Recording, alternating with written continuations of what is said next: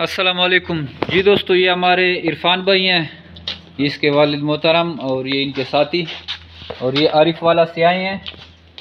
और इनके साथ हमारा जॉइंट अंगोरा का एग्रीमेंट हो गया है, 12 साल एग्रीमेंट। और ये पैकेज का माल लेके जा रहे हैं। इनको हमने एक पट्टो का पेयर, एक मेल, 3 गैर हामला और एक हामला मादा दी है। उनके साथ 12 साल एग्रीमेंट हो गया है।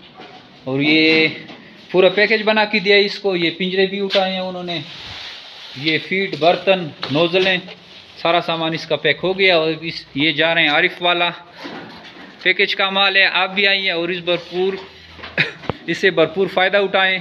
जमी रेबिट फार्मिंग पाकिस्तान गवर्नमेंट से मंजूर शुदा पाकिस्तान की वो वाहिद कंपनी है जो आपसे 12 साल एग्रीमेंट करके 12 साल तक खरगोश के बच्चे आपसे वापस ख़रीदती है।